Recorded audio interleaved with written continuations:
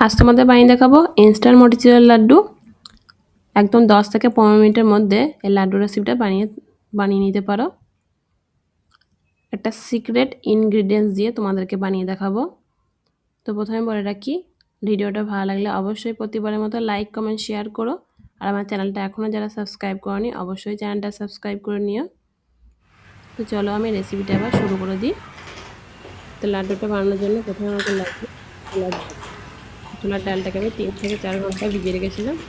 Measurement কাপের মাপ করে 1 কাপ ছোলার ডাল আমি নিয়েছি। ডালটাকে তোমরা ওভারনাইটও ভিজিয়ে রাখতে পারো, কোনো অসুবিধা নেই।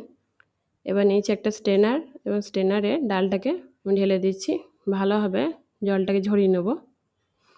কোনো রকম এখানে জল যেন না থাকে, ভালোভাবে যেন জলটা ঝরে যায়। দেখতে পাচ্ছ আমি ভালোভাবে জলটাকে ঝরিয়ে নিচ্ছি। এরপর ডালটাকে আমি পেস্ট করে নেব। নিয়েছি একটা মিক্সিং জার। এবার জারের মধ্যে আমি ডালটাকে দিয়ে দিচ্ছি। এখানে কোনো রকম পানি ব্যবহার একদমই করবে না, এরকম শুকনোই তোমাকে ডালটাকে পেস্ট করে নিতে হবে। ডালটা পেস্ট যেন একদমই স্মুথ না হয়, মিক্সিটাকে একটু থেমে থেমে একবার চালাবে একবার বন্ধ করবে, এরকমভাবে পালস মোড নিয়ে ডালটাকে পেস্ট করতে হবে। ডালটাকে পেস্ট করে নিচ্ছি। দেখতে পাচ্ছ আমি মিক্সিটাকে আবার চালালাম, আবার বন্ধ করলাম, আবারও চালালাম, একবার বন্ধ করলাম। এবার তোমাদেরকে ঢাকনাটা খুলে দেখাচ্ছি। দেখতে পাচ্ছ নিচের ডালটা পেস্ট হয়েছে আর উপরের ডালগুলো গোটা গোটা হয়েছে।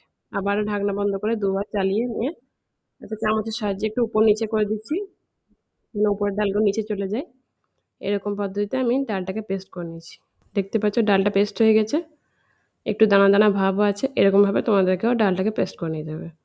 এবার পেস্টটাকে একটা পাত্রের মধ্যে ঢেলে নিচ্ছি। এবার চলে যাব আমি কিচেনে। গ্যাসে চাপিয়ে দিয়েছি একটা কড়াই। এবার কড়াইয়ে দিয়ে দিচ্ছি আমি ঘি। তো ঘিয়ের জায়গায় তোমরা তেলও ব্যবহার করতে পারো। এবার ঘিটা মাঝামাঝি গরম হয়ে আসলে,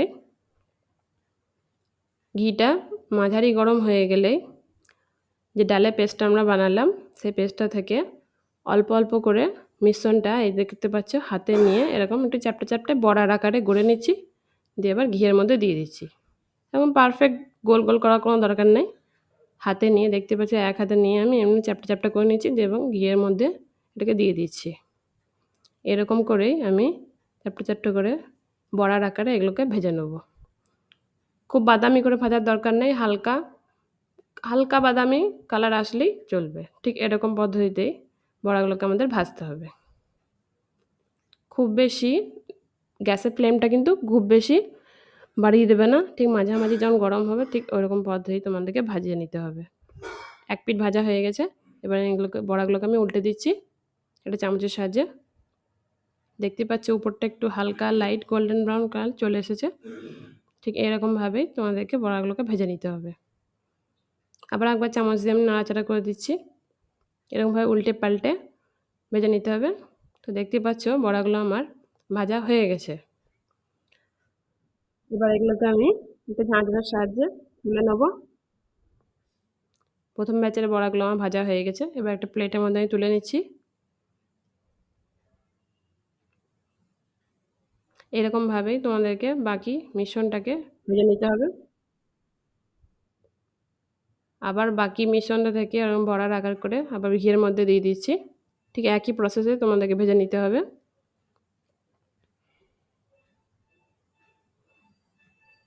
আর সব বড়াগুলোই ভাজা হয়ে গেছে। আবারও তুলে নিচ্ছি আমি।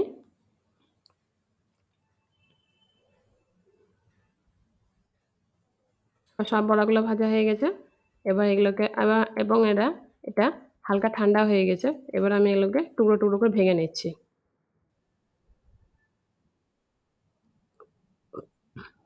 এবার আমি এই বড়ার টুকরোগুলোকে মিক্সি জারে দিয়ে গুঁড়ো করে নিচ্ছি।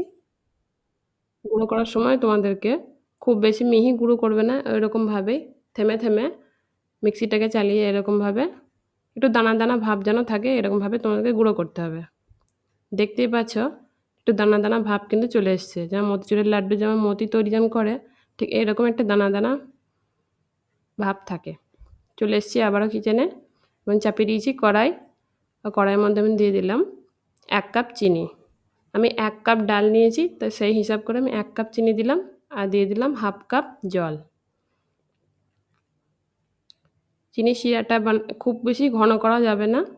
জাস্ট চিনিটা যতক্ষণ না গলে যাচ্ছে ততক্ষণ পর্যন্ত আমি অপেক্ষা করব। চিনিগুলো গলতে শুরু করে দিয়েছে এবার।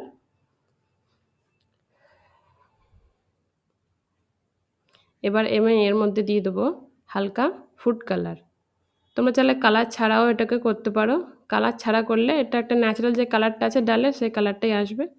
কিন্তু মতিচুর লাড্ডুতে যখন আমরা দোকানে কিনতে যাই তখন দেখতে পাওয়া যায় একটা কালার কিন্তু থাকে ওর মধ্যে। তাই আমি এখানে কালারটা ব্যবহার করছি। আমার চিনির শিরাটা অনেকটাই হয়ে এসেছে।